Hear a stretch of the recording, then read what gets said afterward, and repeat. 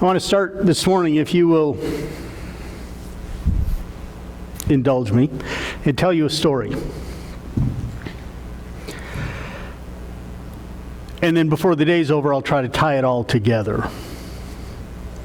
So, without any objections, which is the part in the wedding you're always scared at, without any objections, we'll start with a story. It starts back when I was a junior in high school.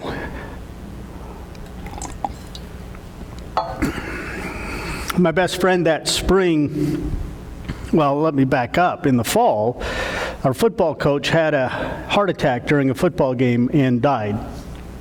And he was also the track coach. Duke Moore was his name. He was he coached the shot put, javelin, and discus, the weights in track. And he died my junior year in high school, and so the high school needed to find replacement coaches. That spring, my best friend decided he wanted to go out and be on the track team. And he went out that first day, and the second day he came into school, he was talking to me and he said, "You need to come out for the track team." And I said, "I don't really want to go out for the track team. They are not my kind of people. And I'm not sure they're your kind of people either." Don said, "No, you need to come out for the track team. Because I need somebody to be there simply because those people aren't my kind of people." So sure, I'll go out for the track team. And Don was a javelin thrower. And literally from day one, Don was one of the top javelin throwers in the state. He was ranked in the top 3 both years. He finished second one year and third, I think the other, our senior year. He was a phenomenal javelin thrower. The coach at the high school had hired, his name is Dave, and we'll just leave his name Dave, was a recent graduate of a college here in the state, and he happened to be the 14th ranked javelin thrower in the world. He was a member of the U.S. track team. He was on pace to go to the 1980 Olympics, had we not boycotted them. And Dave was a phenomenal javelin thrower. And he was a really good coach. High school hired him, and he became Don's coach and my coach and some little sophomore guy that I don't even remember his name, his coach for the javelin. It was a marriage, by the way, that was made in heaven or hell, depending on who you were and your point of view.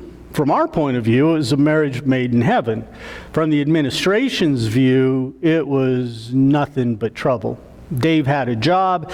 He showed up a couple of nights a week. Generally, when he showed up, I kid you not, he showed up with a cooler with beer in it and put it in the shed, and we would throw javelin for a little while, and then javelin throwers would sit in the equipment shed and drink beers and talk, and then we'd get the bus home in high school. It was not great from the standpoint of the administration, but he was a good coach. He taught us to throw javelin. The problem with throwing javelin is it's a little bit like playing tennis. And unless you have ball boys or javelin caddies, it's really not a whole lot of fun, because you rear back and you throw that thing 200 feet, and then I throw mine. I was a horrible javelin thrower, by the way. I was terrible. Don was really good. You just need to know I was terrible at it. I'd throw mine 140 feet. Don would throw his 200, and then you got to run down and get them. And then you got to turn around and go all the way back, and then go the other direction.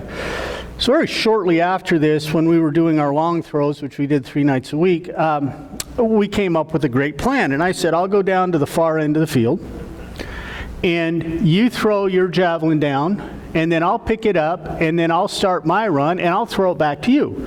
And then you can throw it back to me, and I'll throw it back to you." And because of the distance of our throws, the relationship to where we were standing changed quite a bit because of our throws. I played a little bit of baseball, and I'm standing down there waiting. Don throws a javelin, and I'm looking at this javelin as it's in the air, and I thought, wow, I think that's going to hit me. It was like a fly ball. I'm standing underneath it. I said, I think this thing's going to hit me. And you've got some time. I mean, there's a flight path. And I'm watching this javelin come. And so finally, I take a step to the right, and sure enough, it lands right next to me. Thus was born a new game, which was a fairly short-lived game, but the new game was how close can you get to the javelin when it lands in the ground? And we got pretty good at it. Generally, we could get within a couple of inches of our feet when that javelin went into the ground. That game didn't last very long because a couple of days later, one of these things was coming down through the air, and I was standing there, and I'm watching this javelin come down, and as it came down and I'm getting close, I had misjudged it, and it was going to go behind me, and so I reached out and caught it and grabbed this javelin. Now, it sounds like it's a big deal, but it's not. When you throw a javelin 200, 300 feet, by the time it gets to the end of its flight pattern, the forward momentum is pretty well gone, and basically it's just kind of fallen flat. So you can just reach out and catch this javelin. And I began now catching Don's javelins. I catch the javelin, woohoo, I caught the javelin. I look back at Don, he's like, woohoo, you caught the javelin. Can you do that again? I don't know, throw it down, we'll try it. He threw it down and I did it again. Thus began my career as a javelin catcher, which kind of pushed the how close can you get game, which we decided wasn't very smart, off to the side in favor of the game, which was, can you catch the javelin? And which seemed in our minds to be a whole lot smarter.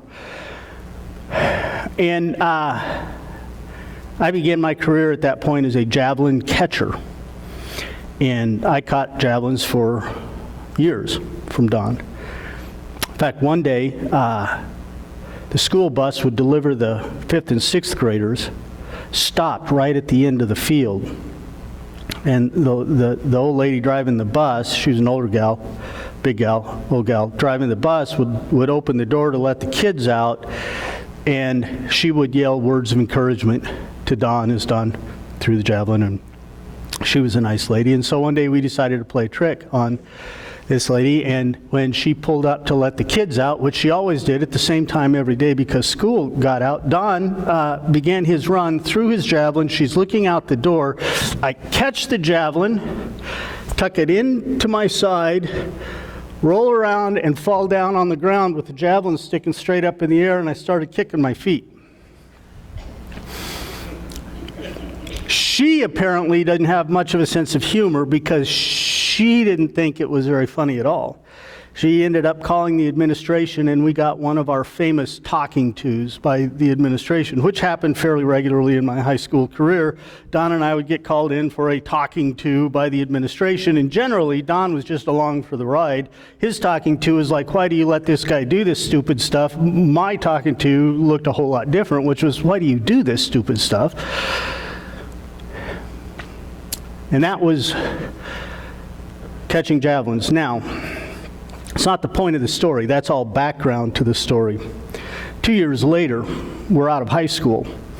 The first year we're out of high school. Guess who is now the javelin coach at Beaverton High School? You know it, my friend Don. Which means, and this is important to the story, he has javelins at his house to practice with. His parents left town, and Don and I decided that we would invite 30 or 40 of our closest friends over to his parents' house for let's call it a barbecue. We invited them over for a barbecue. Now, about half of those kids had gone to high school with us, about half of the people hadn't. And we are at Don's house barbecuing, and the subject of things we did in high school came up. And as it frequently did in those kind of discussions, guess what came up first, early on in the conversation? This idiot caught javelins. No, he didn't. Yes, he did. No, he didn't. Yes, he did. I did. I actually did. No, you didn't. Yeah, I did. In fact, we have javelins in the backyard. We can show you. Now, it's about 12:30 in the morning, and it's dark, and so we head out into Don's backyard. Sure enough, out of the garden shed comes a javelin. Now, here's the thing you got to understand before we go any farther. The difference in catching a javelin thrown at 50 feet, 40 feet, and 200 feet is huge. At 200 feet, the javelin is basically dropping and it's no longer going forward. At 40 feet, the length of this stage, to get it to go that far, when the javelin gets to the person who's going to catch it, it's still flying straight and level, and it's going forward a whole lot faster than it's falling down. Put the scene in your mind. We've been barbecuing for 4 hours. It's 12:30 in the morning, or 12:30 at night in the morning. It's dark. We have one 40-watt bulb by the garage door casting some light into the backyard. Don's 40 yards away or 40 feet away, throws the javelin, and sure enough, it comes. I reach out, catch a javelin, turn around, throw it back to Don. That's cool. Can you do it again? Yeah, I can do it again. No big deal. Don throws it the second time, and I reach out to catch the javelin the second time, and the point of the javelin, there's a scar in my hand. If you want to double check this after the service, I have the scar that goes right here. The javelin entered my hand right here, and it traveled up horizontally as I was reaching out to catch it till it struck the joint of my thumb, dislocating my thumb and moving my thumb to about here in my hand. And then it stuck. It was just there. And I had it with this hand, and I certainly had it with this hand, and I pulled it out, pressed my hand to my hip, threw the javelin back to Don, and I said, that's enough. We don't need to do it anymore. Don's been around me enough. He immediately knows something's wrong. He puts the javelin away. He comes up. He looks at me, and I'm standing there with my hand, and he's, what's going on? And I hold my hand out, and my thumb is over, and Don just starts laughing. He just breaks up. That's the funniest thing he's ever seen. Oh, we probably ought to do something about that, and we should, but here's the issue. We're 19 years old. It's 12:30 in the morning. We've been barbecuing for 4.5 hours. That is going to lead to some, not to mention the nature of the injury, is going to lead to some incredible questions when we walk into the emergency room of the local hospital. Well, just how did you do this? And we're both standing there, and it's going through our minds at the same time. This medical report is going to get framed and hung on somebody's wall before this is all over, and I don't want to be a part of that. So Don said, well, put it back in. Okay, I've done it with other joints and other fingers during football. I've done it for other people. It's not that big a deal. So you grab the thumb, and it was hard to move it because it only moved about halfway the first time, and then the second time you pulled it out and slid it over, and it popped back into the joint. It hurt, but it was kind of a dull pain because we've been barbecuing for 4 hours. And the hand was relatively numb, and it wasn't a big deal, but we still had a problem because I was leaking pretty good from the cut. And the javelin had dirt all over the tip of it. So now we got to disinfect this thing. So I'm thinking, well, you got any Neosporin or something that we can dump on this thing? Alcohol, you got any alcohol? Well, I don't know. So down the hall we go to his mom's bathroom, and we begin rummaging through, well, he begins rummaging through the kind, he's setting these bottles of stuff up, and he's got toilet cleaner and Comet and fingernail polish, and he's like, no alcohol. And I said, well, that's not good. We got to do something with this. And I looked, and there was a bottle of fingernail polish, which is pretty much alcohol, except it isn't alcohol, it's acetone. So I get my hand up, pinch this thing. Don takes the lid off of the fingernail polish remover, sticks it on my hand, and then grabs my hand and starts shaking this thing on my hand to try to push the fingernail polish remover down into the cut. Now, here's a pro tip. If you have the choice to answer uncomfortable questions from doctors and nurses in the emergency room, or use fingernail polish to disinfect a wound, choose the questions. That hurt like nothing I had ever felt before in my life. It felt like somebody stuck a blowtorch into my hand. And I'm hopping around and jumping around. I think I punched him in the process, certainly shoved him hard enough to go back. And this, it hurt. Quit bleeding. So we started looking for Band-Aids, couldn't find a Band-Aid. And this, by the way, is the genesis of the beginning in my life of using kitchen paper towels as gauze pads. I would do this several more times throughout the course of my life, but this was the first time we'd ever done that. We took a paper towel, folded it up about 8 times, put it over the wound, grabbed a roll of black electrician's tape and taped it up, and then that looked horrible. So Don had some white athletic tape, and we both taped thumbs. We're athletes. We know how to tape thumbs. So we tape this thumb. It'll hold the joint in place, and the white tape looks better than the black tape. Now, the end of the story, because it gets a little blurry after the fingernail polish, or fingernail remover. The end of the story, which is apropos of nothing, really, other than I should probably end the story for you, is we woke up the next morning on the beach at Seaside, Oregon, 2 hours away from his house. And we weren't sure how we got there, and we weren't sure why we got there, except we thought that it had something to do with the antibacterial properties of salt water, and the coldness of the ocean would keep the swelling down. And so we drove to the beach so that I could wade out into the ocean and soak my hand in the ocean to keep it from getting infected and keep the swelling down. That story is absolutely 100% true. And here is the thing.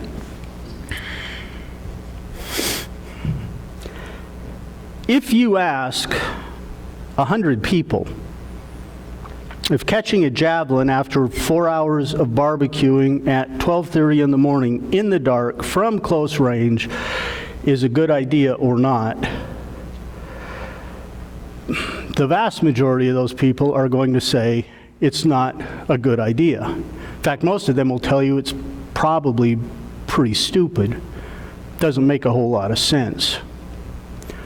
But really, if you look at it from a, and I can't do it, I mean, there is no way to justify that. That vast majority of people are absolutely right. It's one of the stupidest things I've ever done. Catching javelins probably is within the top 50 dumbest things I've ever done. Catching javelins at night from close range clearly makes the top 25 dumbest things I've ever done. And it's completely ridiculous. Here's the thing. I thought I could handle it. I thought I could do it. I thought it would be helpful for me to do that. I'd get some cachet, I'd get some fame. I was known as the guy who caught javelins. That's, I guess, something to be known for. There's all kinds of things that, benefits that I would derive from doing that. When you look at it, it was stupid. I mean, it was functionally dumb. More on this at the end of it, but I want to tell you that story to bring you to the third soil that Jesus talks about in his parable of the soils. First soil, hard ground. Last soil, good ground, fertile ground. First soil absolutely rejects the message of God with the help of Satan. Fourth soil absolutely accepts the message of God completely and fully. And I'm looking at this parable from Jesus, and as I read through this parable, I'm saying to myself, I think there ought to only be two soils, right? Those who accept the message of God and those who reject the message of God. You either accept the full message of God, or you don't have any of it, or you've rejected the message of God. I'm thinking two soils. Jesus, though, is going to say, no, there's more than that. There are those two soils, but in between those two soils, there's these two groups of people. Last week, we looked at the group of people who had no root. They accepted the message, but they only accepted it on the surface. When testing come, trials, tribulations came, showed up in their life, those people fell away. They would ultimately reject the message of God. Third soil is a little different. Third soil is now a soil where the message appears to be accepted. It appears to last for a while, and then something gets in the way of it. Luke 8:14. Luke 8:14 says this, "As for what fell among the thorns, the seed that was cast, the word of God that was cast, falls among the thorns." They are, those people who are in that area, they are those who hear the word of God. They appear to accept it. They begin to take root. They begin to sprout. And as they go on their way, if you want to read that in this parable, it's as they begin to live through their life, they are choked out by the cares and riches and pleasures of life. Now, I don't have time to do this today because I told you the javelin story, but I could prove, and I'd be glad to do it after the service if you want me to, I could prove to you that in the grammar and the syntax of this, that the of life applies to all three. It would be redundant to say it, it would be redundant to write it, but it is there in the original Greek, the way that is written. It is that as they go on their way, they are choked by the cares of life, the riches of life, the pleasures of life, and their fruit does not mature. It's not that their root dies out and they wither up and die. It's that they're a worthless plant. Their fruit doesn't mature. Now, if you think through the Gospels and you think through the life of Jesus, you can find examples of trees whose fruit didn't mature. Think about a fig tree. Remember that? Jesus is hungry. He wants a fig. He goes up to get a fig, and guess what? No mature fruit on the tree. In fact, the tree had no fruit at all. What happens to that tree? Jesus curses that tree, and it dies on the spot. That, Jesus now talking here about plants whose fruit doesn't mature, doesn't simply mean that third group of soils is a Christian who, because of the cares of life and the riches of life and the pleasures of life, it's a Christian who just doesn't have any fruit. They have an unpowerful life. That's not the picture of this third soil. Well, it's commonly taught that way. That's not the picture of this.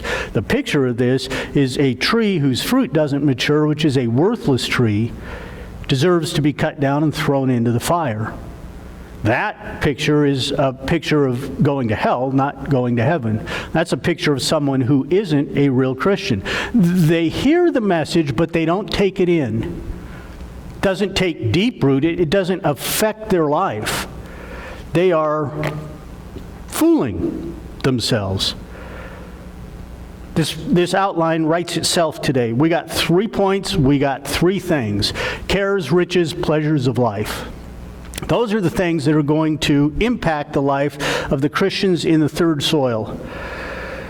And let's start with number 1, cares. Number 1, you need to understand the word. The word for cares in the Greek is merimna. M-E-R-I-M-N-A.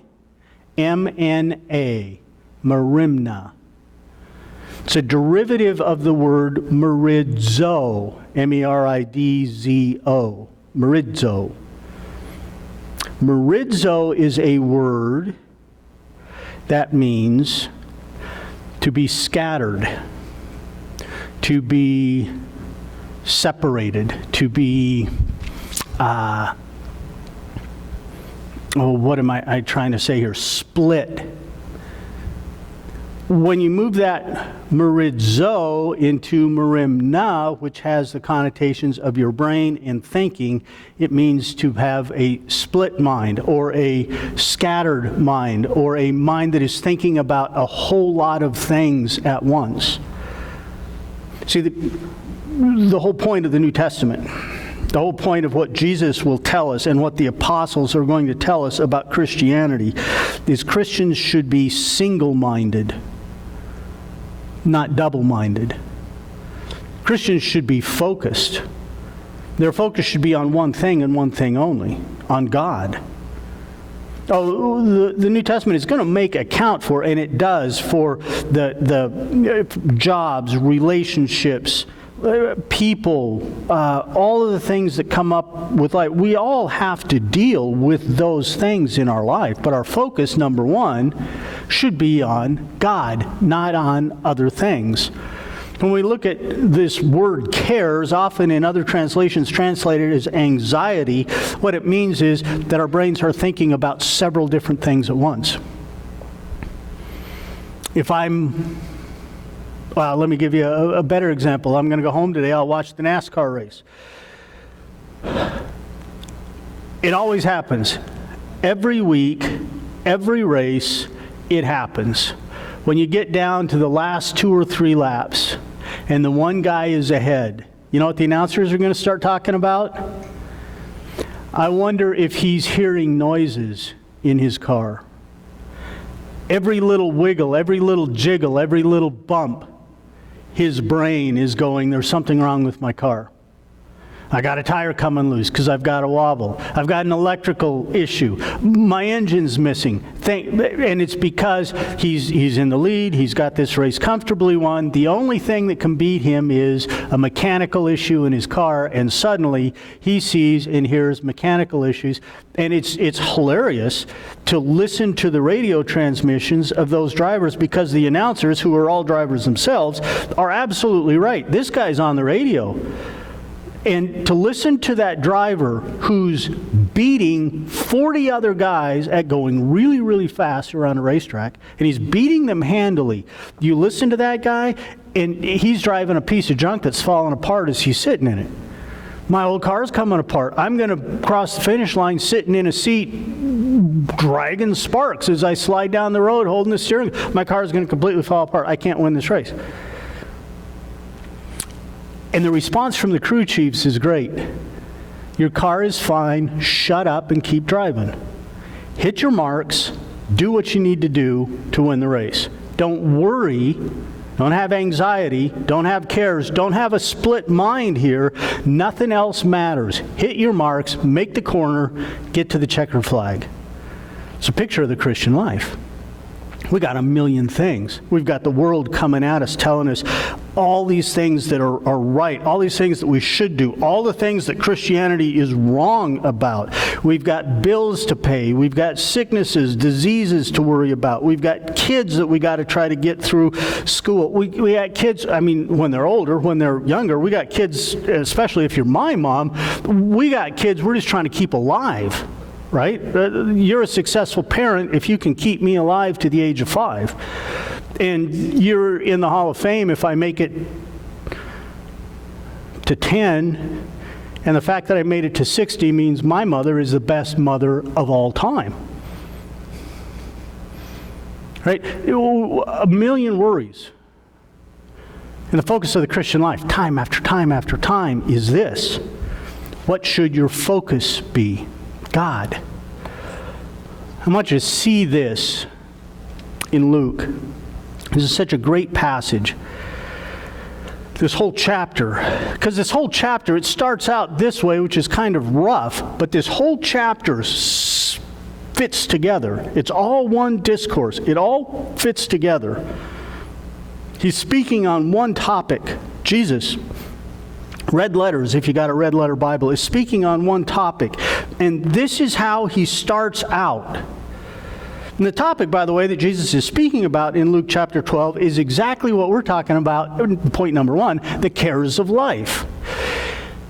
Jesus starts this whole discussion on all of these things that you worry about in life. He starts it this way. And I tell you, my friends, Do not fear those who kill the body, and after that have nothing more that they can do. Now, I'm thinking I need to be worried about people who can kill my body.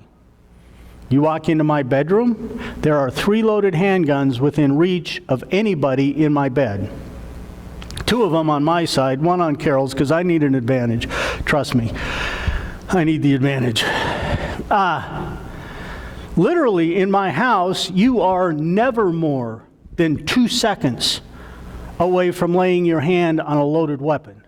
You can stand. You can come into my house, stand anywhere you want to in my house, and you can reach a loaded weapon within 2 seconds. Why? Because I have fear of somebody who wants to kill me. Well, I don't have real fear. I mean, I don't want to make it easy for them, but I have real fear of them. The Bible says you shouldn't be worried about those people, at least not to the point that it's going to affect how you live your life. Don't worry about people who can kill your body, which is a pretty big deal, right? He said, no, I will warn you who to fear. Jesus says, this is the person, this is the thing that you need to have care about, you need to have anxiety about. Here's what you need to fear. You need to fear him who, after he has killed you, has the authority to cast you into hell. Where's your focus supposed to be? On the things of the world or on God?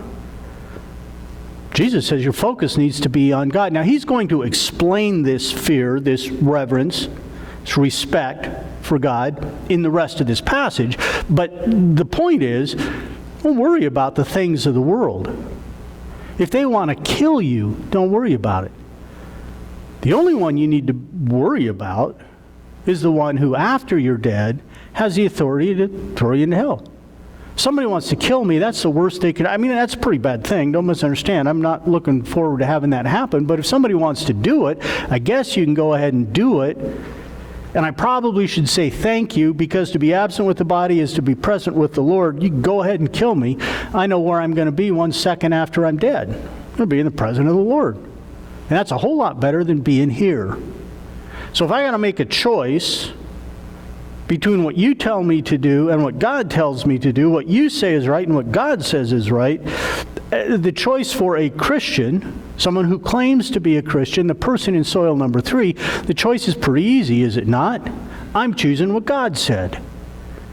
What you said doesn't matter. The problem with the person in soil number 3 is they're trying to deal with both of those at the same time. Their mind is split. They have anxiety. They have cares. Jesus says, yes, I tell you, fear him.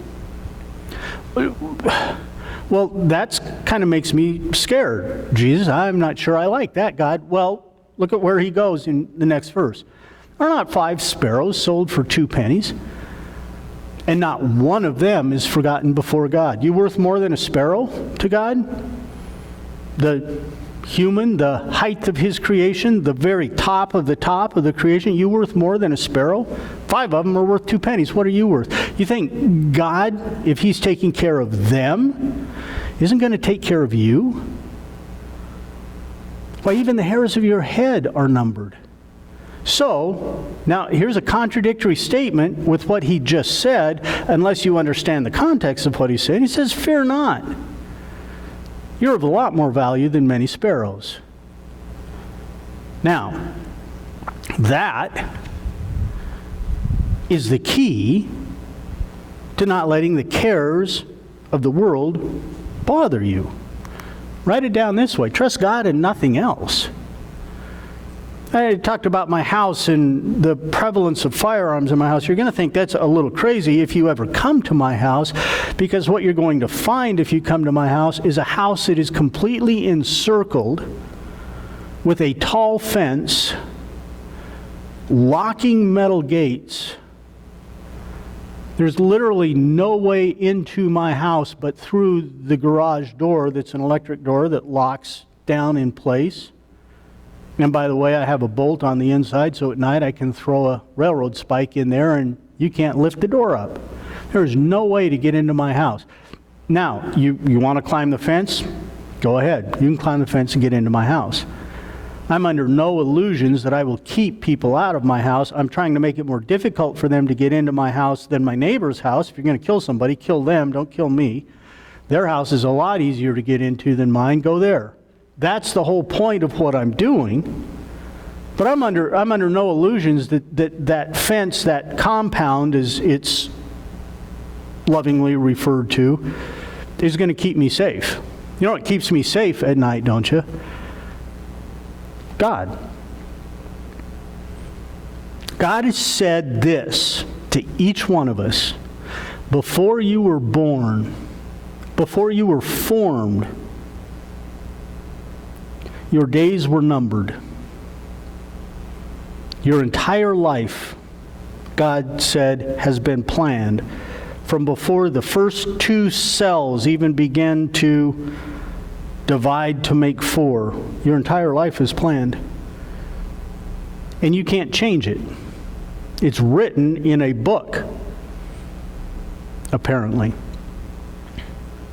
That means that the day that you die, the minute, the hour, the second that you die has been determined before time. Now, do you realize 2 things? Number 1, I'm pretty safe catching javelins, am I not? I mean, if my day doesn't appear in 1978, if it goes till at least 2021, I'm pretty safe catching javelins, because I can't change the date of my death. I'm immortal. Right up until that second comes. And then I'm dead, and I can't live for a second longer than that.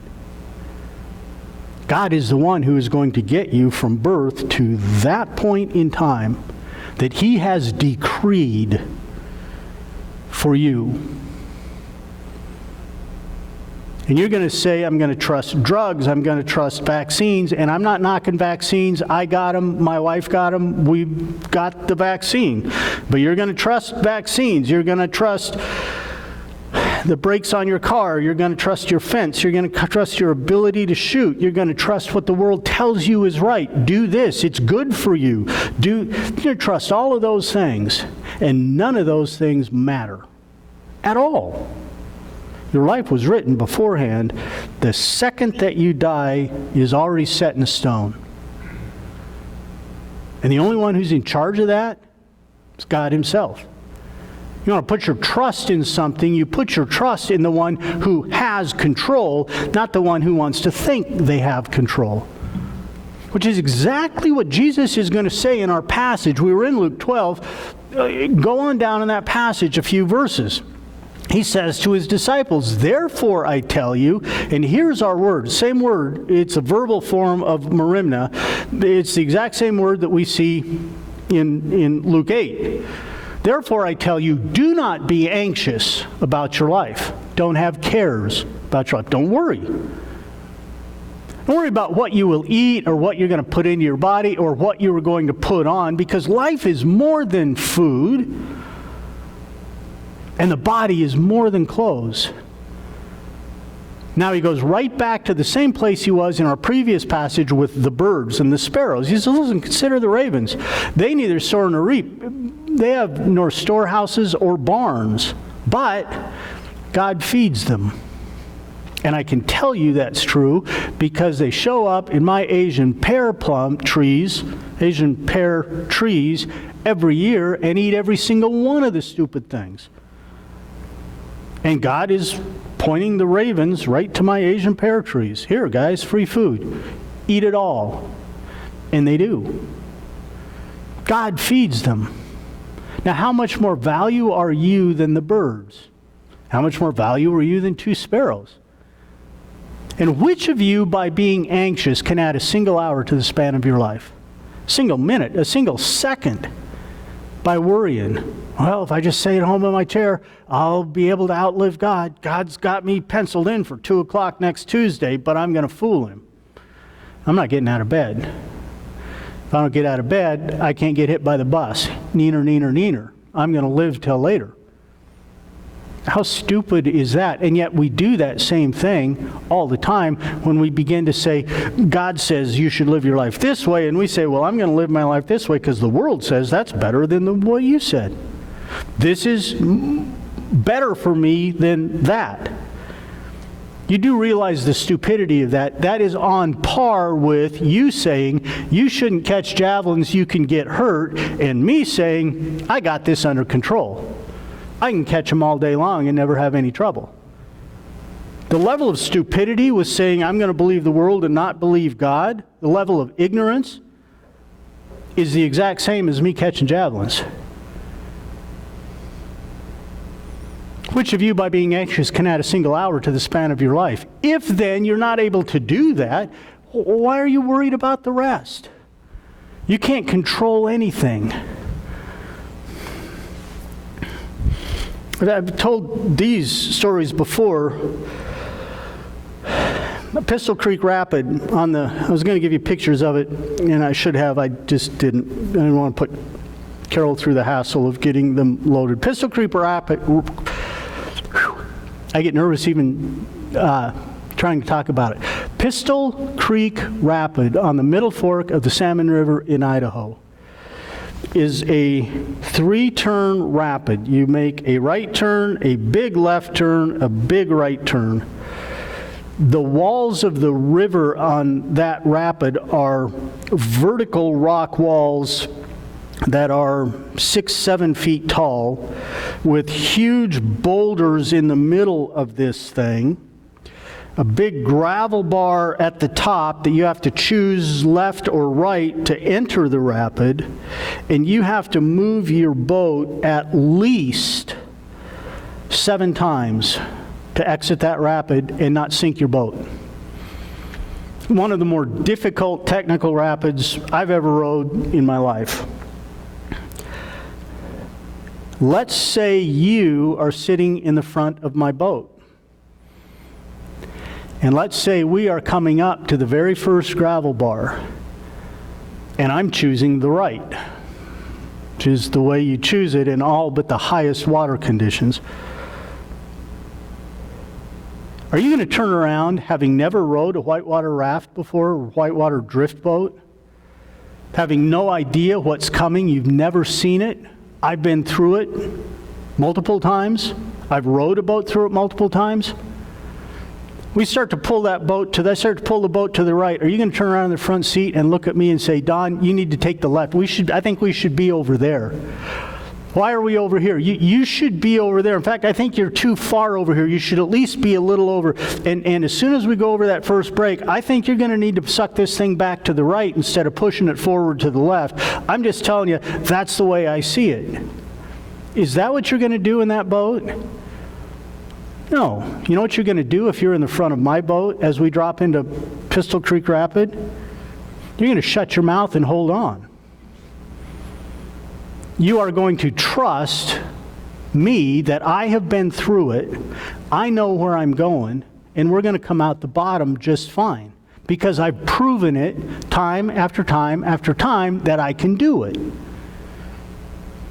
You're not going to tell me what to do. And yet when it comes to God, who has shown in every one of your lives that he can keep you safe, that he can navigate the issues of the world, that even though things look bad in your life, God is keeping you safe, moving you forward, and even if it all blows up, it doesn't matter because you don't need to fear those guys who killed you. You need to fear the one who can kill you and throw you into hell, right? That's the whole point of this thing.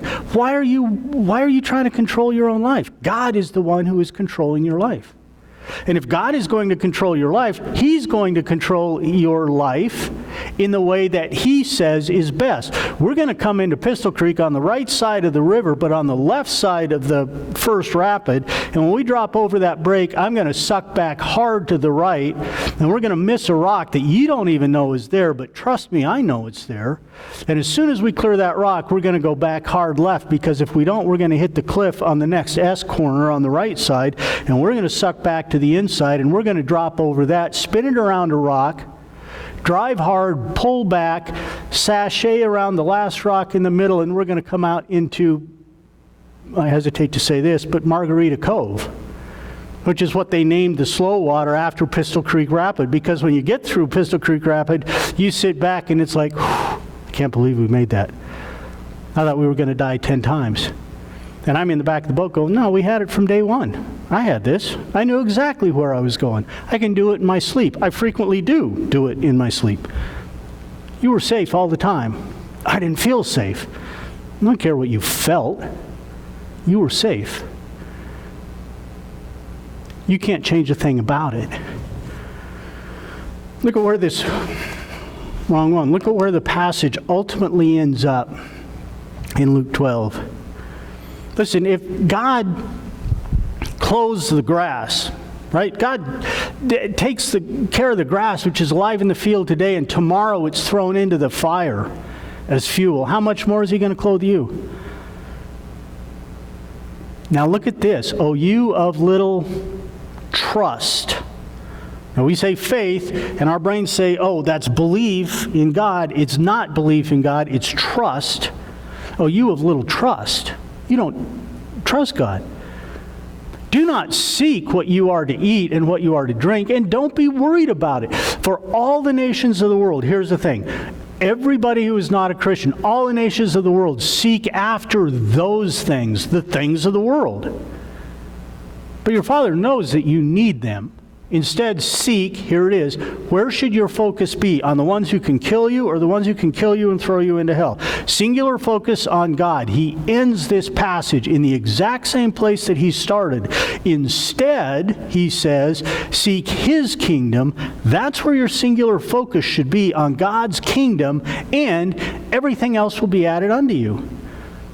Fear not, little flock, it is your Father's good pleasure to give you the kingdom. Notice that doesn't say to give you the world and its standards. The world and what it says is right, what it says you need. It's God's good pleasure to give you what he says you need. And he's the guy that built this whole thing. Now listen, if you don't believe in God, if you don't believe in his Bible, that this is truly the words of God, if you don't believe God created everything, then what I'm saying today makes absolutely no sense. You are soil number one. But if there is a God, if that is true, and God has spoken to us, and it is reasonable, it is more than reasonable, it is functionally stupid not to believe this, that God has spoken to us through his word, objectively in black and white, transmitted throughout the last 2,000 years, virtually perfectly to us. So that when you pick a Bible up today and hold a Bible in your hand, you are over 99.9% sure that the words you have in your hand were the words that were written.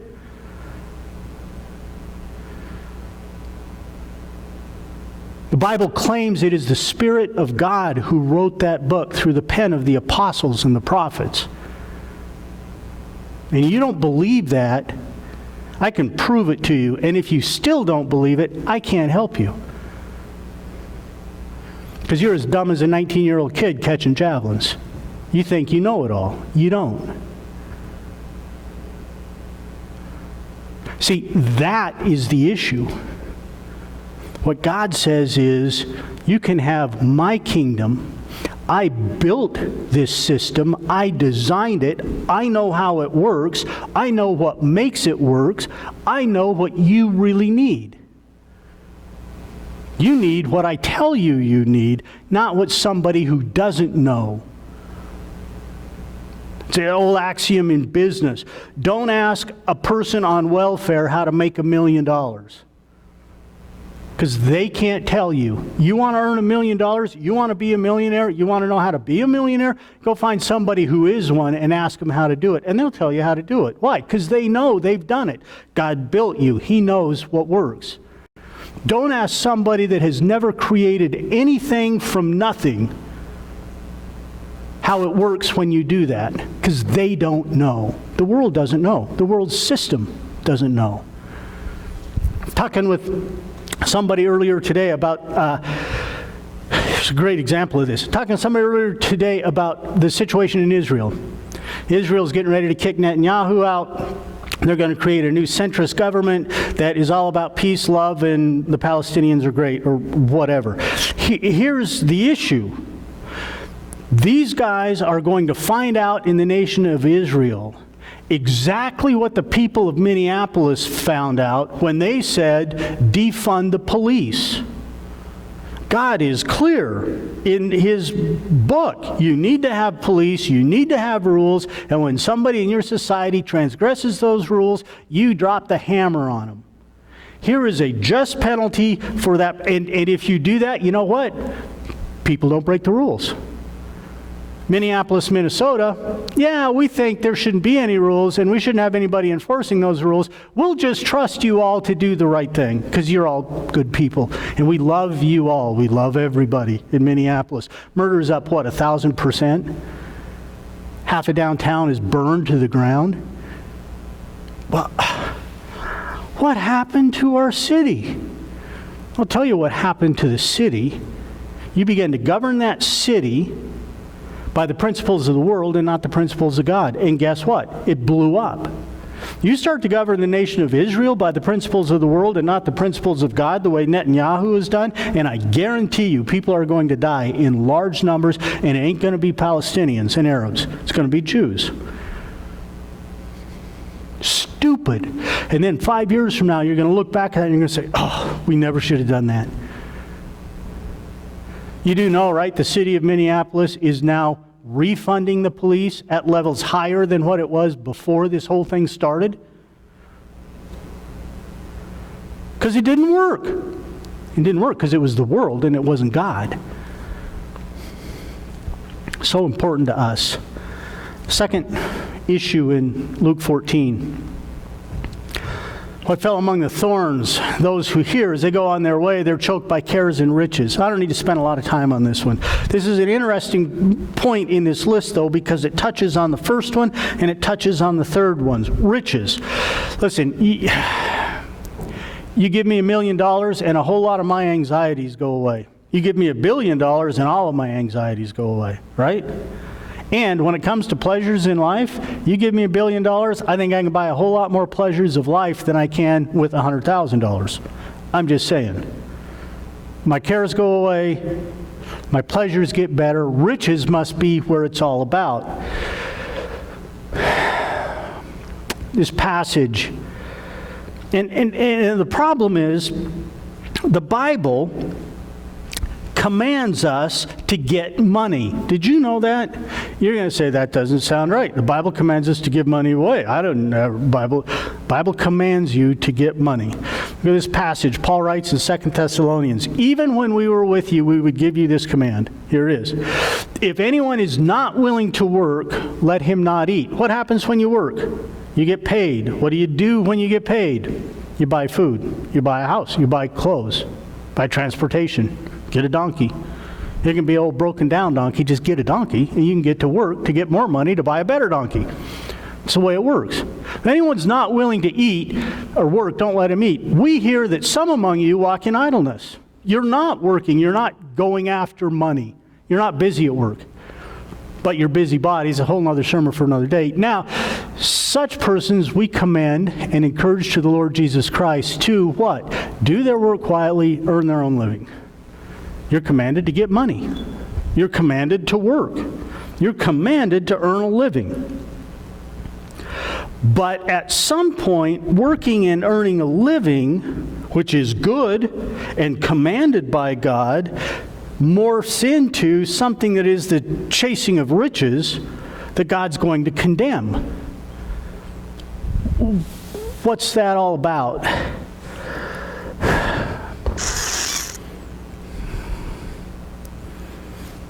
Let me show you this. I trust you'll follow me on this. Colossians 3, Paul's going to write this. He's going to say, listen, put to death, therefore, what is earthly in your lives. What comes from the world, you need to put to death, not pay any attention to. You need to get rid of the things that are of the world and not of God. And now he's going to list them. Sexual immorality. Put that to death. We don't have any part of that.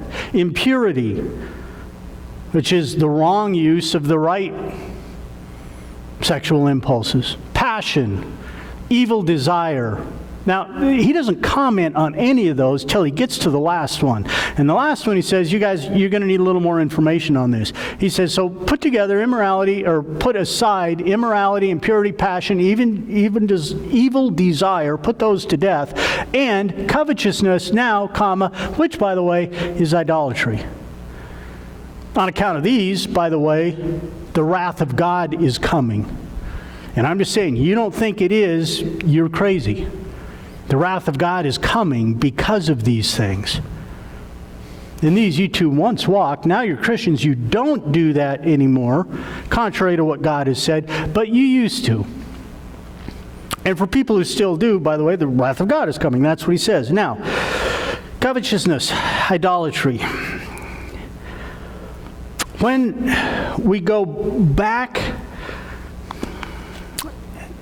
in history, takes us back to the first commandment, really. Put no other gods before me. Takes me back to the commandment, which is thou shalt not covet. But I need to eat, so I'm going to work. And when I work, what I'm doing is trading myself for money. And the problem now becomes when the trading of myself or the giving of myself to money usurps or takes the place of the giving of myself to God.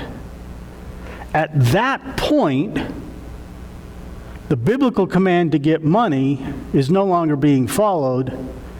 The biblical command to not covet, not I have idols, something in front of God. At that point, when your pursuit of money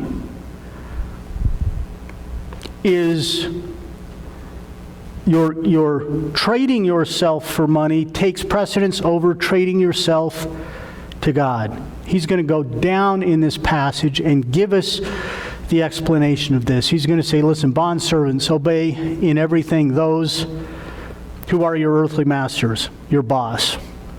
It's a great passage.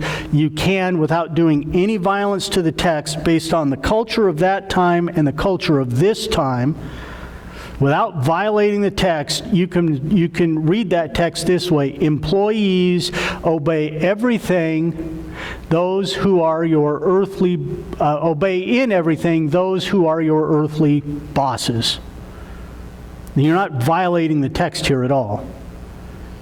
You don't do it by way of eye service. In other words, I'm not just doing it when you're looking, not just doing it to make you happy, but I'm doing it with sincerity of heart. Why? Because I'm fearing the Lord. I don't fear the one who can fire me. I fear the one who can fire me and then make sure I never get any money again in my whole life. I don't fear the one who can kill me. I fear the one who can kill me and throw me into hell. See where this is going here? I'm working as to the Lord. God is the one who's in charge of this for me. Whatever you do, work heartily. That's a great word there. It's the Greek word psyche. Heartily translates the Greek word psyche. It means in your mind. Work in your mind. Work in your thoughts to the Lord and not towards men. I'm working for men, but I'm doing it to please God, knowing that from the Lord you will receive the inheritance that is your reward. And it's not going to be money. It's going to be something else. You are serving the Lord, Kyrios, which, interestingly enough, guess what word that is in English? Boss. You are serving the boss, Christ. It's a great play on words here. Masters, boss, Lord, boss. For the wrongdoer will be paid back for the wrong he has done. There's no partiality.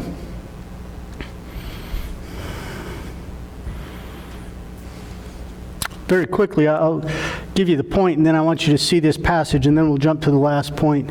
Be faithful, not financial. Here's a guy who knew about that. Solomon, richest man in the world, king of a nation. He who loves money will not be satisfied with money, nor he who loves wealth with his income. This also is vanity. It's emptiness. You chase money rather than God, it's emptiness. When your goods increase, they increase those who eat them. What advantage is their owner but to see them with his eyes? Sweet is the sleep of the laborer, whether he eats little or much, but the full stomach of the rich will not let him sleep. Though there is a grievous evil that I've seen under the sun. Riches were kept by their owner to his hurt, and those riches were lost in a bad venture. He goes on. You can read that passage. Actually, it's and I've got the rest of that passage up there. Ecclesiastes 5, verses 10 through 20. Here's what I want you to take from that passage, though. Solomon knew what he was talking about, did he not? Solomon knows what it means to be rich.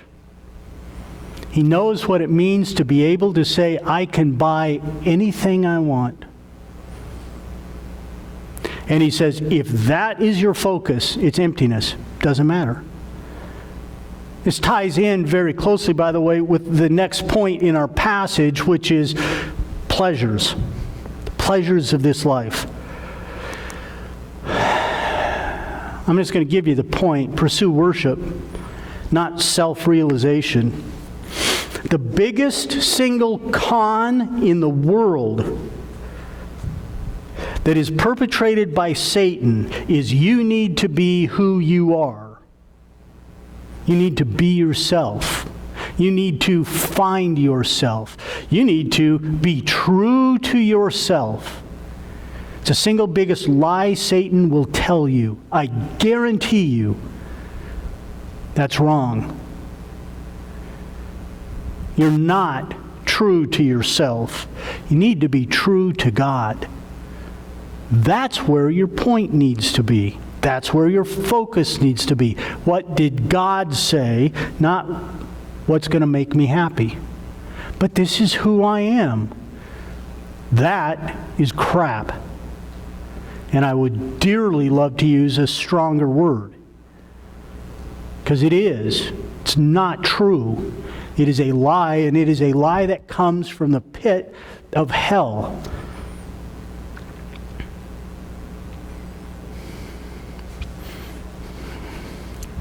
You ever notice you try to be happy, you never are? It's true. You try to be happy, you will never be happy. Have you ever tried to stand at the end of a rainbow? You can't do it. Every time you get where the rainbow was, it moved. Every time you get to where you think you're going to be happy, what will make you happy has moved. If you're an outdoorsman, what they call it is 2-foot-itis. I don't care how big a boat you buy, you're going to want one that's 2 feet bigger. I don't know if they have a name for it in cars, but it doesn't matter. You buy a 1972 L82 Corvette, 427, developing 450 horsepower, 475 foot-pounds of torque, weighs 2,800 pounds. It is a rocket ship on wheels. Ask me how I know, I'll tell you. Not now, but I'll tell you. You buy that car and wreck it 9 days later. You know what you're going to want? You're going to want a Porsche 911. You buy that car and wreck it a month later, you know what you're going to want? You're going to want a McLaren.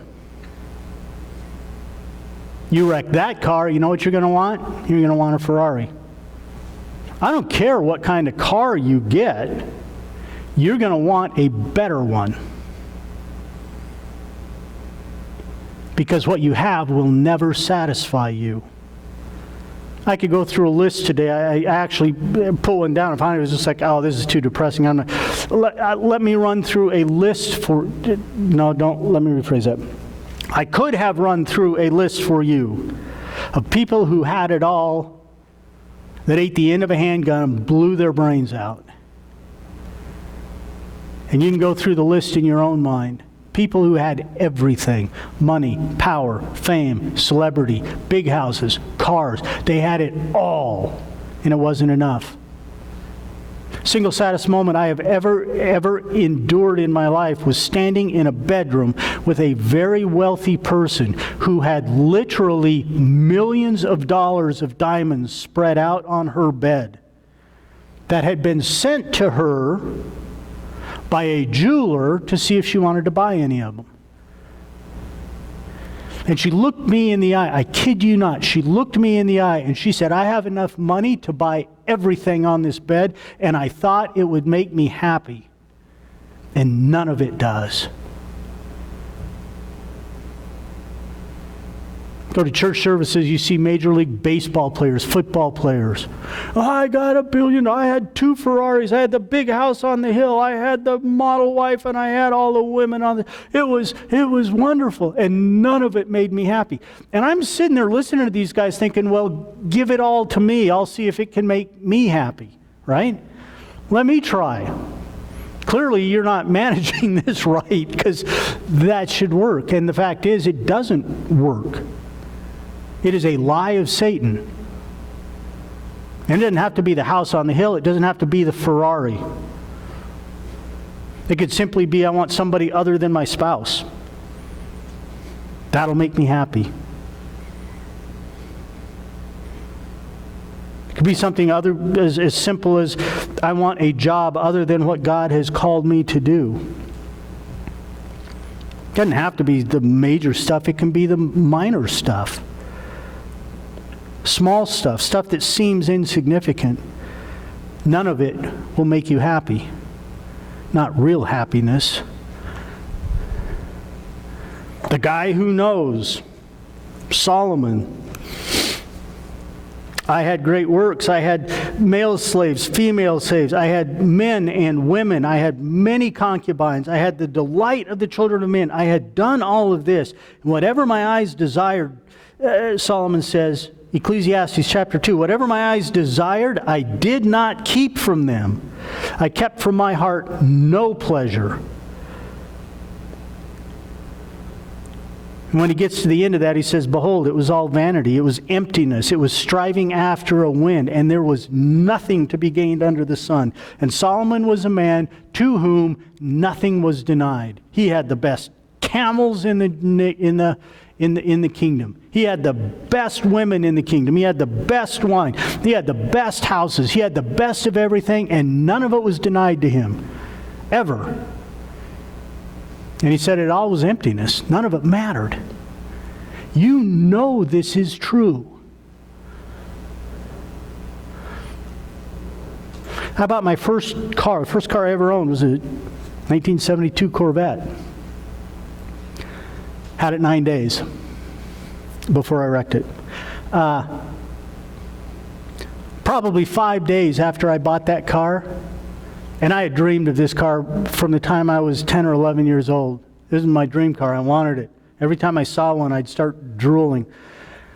I finally buy one, 19 years old. 5 days after I bought the car, I remember getting into the car and starting out down the road, and I'm thinking to myself, this is just a car.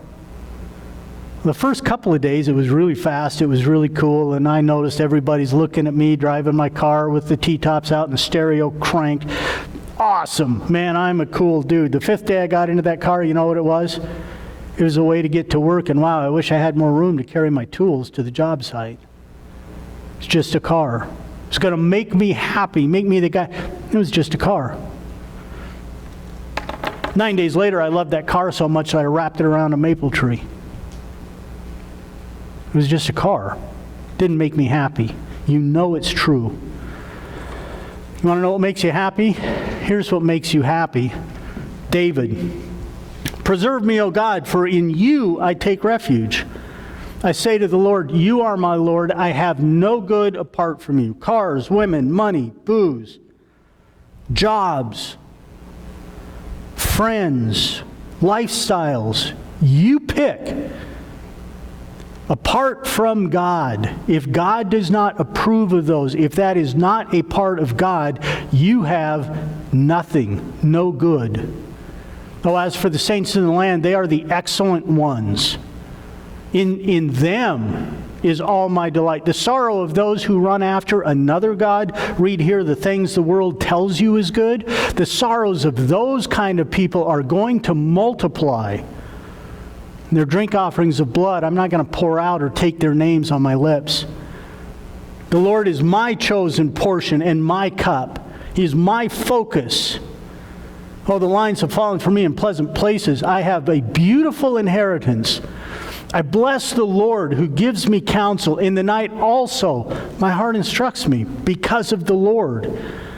I have set the Lord always before me because he is at my right hand, and I shall not be shaken. Therefore my heart is glad, and my whole being rejoices. My flesh also dwells secure. For you, God, will not abandon my soul to Sheol. Fear the one who can do what? Right? David has no fear, because he is following the true God. You make known to me the path of life. In your presence, doing your things, there is fullness of joy. Not only here in this life, but by the way, at your right hand, there are pleasures forevermore. You know when David wrote this? It was right in the middle of his 10 years running from the most powerful man in the nation who was seeking to kill him. And David writes this. You know why? Because his focus was in the right place. Later on, he'll lose focus and he'll have a little issue with Bathsheba, and his life will begin to spiral out of control. But at this point, David's life, completely focused, completely in the right place. I wrote this down as a conclusion because I wanted to be sure that I said this right. You might question why I started with the story that I did today. Everything turned out okay. There was some momentary pain in the course of my life, but there was no lasting damage. Unfortunately, that's not a true statement. I have always wanted to be a great guitarist. I can hear the music in my head, but I cannot get it out through the instrument. The damage from that javelin makes it almost impossible for me to achieve the correct hand position, to even be an average rhythm guitar player because of the pain and the lack of movement. I wanted to be a great bow hunter, but because of the damage in that joint, I can't hold a bow against the pressure that it takes to pull it back. I can never be accurate, and I can never hold it enough to be fair to either the animals or myself. I played competitive softball at the regional and national level for many years. Catching a ball wrong with my left hand during that period, and even today, would shut me down for minutes at a time. The pain from the ball striking that joint would make my hand go numb, and I couldn't use it. I couldn't catch a soft toss from a 6-year-old for a matter of minutes after that would happen. It cost me and it cost my team over the years. Typing is a big part of my day job. I can't type because of the movement and the pain that's involved in moving my thumb. Literally anything that requires an opposable thumb on my left hand is difficult for me to do and painful. So much so that it has simply become a part of my life, and I don't even notice it or complain about it anymore, but it is there and limiting nonetheless. You may look at my life and my wife, my son, my career. I'm a pastor. I've had a wonderful time being outdoors and say, listen, you have a great life, and it's true. I do. I'm thankful for the grace and mercy from God that makes it possible, but I look back on over 60 years from that night.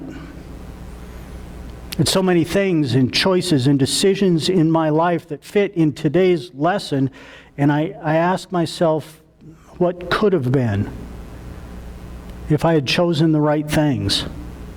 Any athlete will tell you that second place is just the first loser, and good enough never is. The real danger in people's lives from today's scripture is not the catastrophic mistake that we make in our life that changes the course of your life, but all the smaller choices that create lasting damage that affects you throughout the remainder of your life. Oh, it's not catastrophic death that is our fear, but damage that limits what you can be or could become. It's an insidious damage because it comes in the form of a worldview that presents itself as a reasonable choice or a path for you. And you say, I can handle it, and it's right for me, but you can't, and it isn't.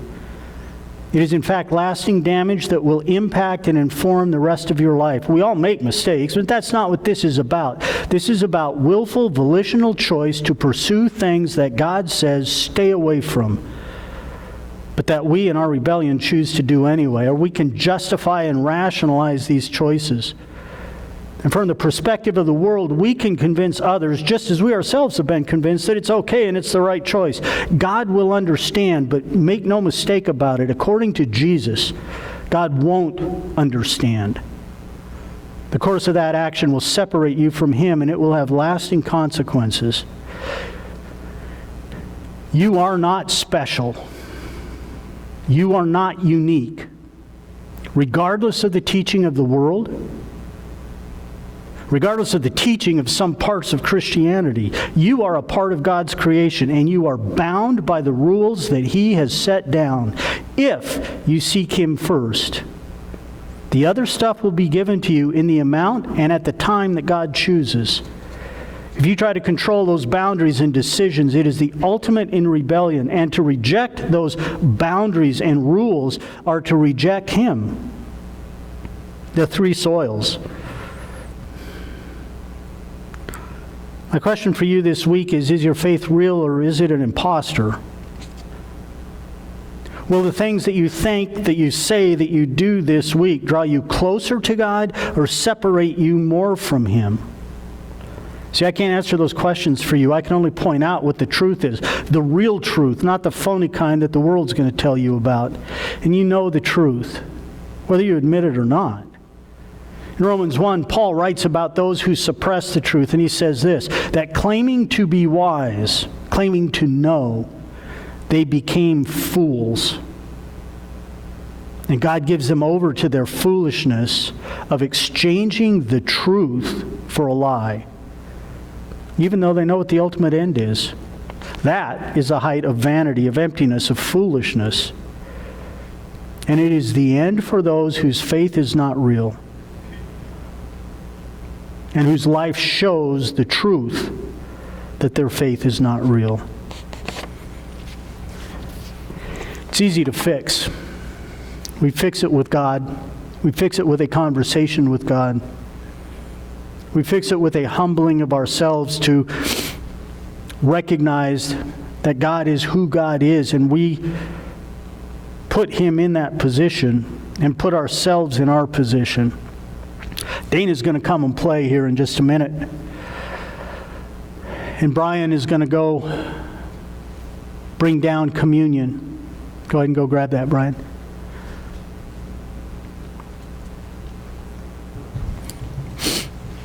And hand the communion out as Dana plays. Jesus says this bread is my body, the wine is my blood. It signifies symbolically the subservience of Jesus to God, the willingness of Jesus to lay down His life because the Father asked Him to, putting the Father in the Father's place, Jesus in His place as the suffering servant. Symbolically, Jesus is asking us to do the same thing. And the question for you today, the question of the two soils in the middle is this: are you willing to do that? Have you done that? Man, if you're not willing to do it, I can't help. I can only point you to the truth. I can only tell you the truth. I can't make you live it out. So as Dana plays, we're going to take communion, each one of us by ourselves. We're going to think about what God has done, what He has given us. We're going to think about, is our faith real or is it phony? Are we imposters? Or do we really put God first? Put God where He demands to be put? So as Dana plays, I'd like us to think that. I'm going to pray and end the service, and then you can do this on your own. Heavenly Father, it's hard. It's scary for us to give ourselves up for you.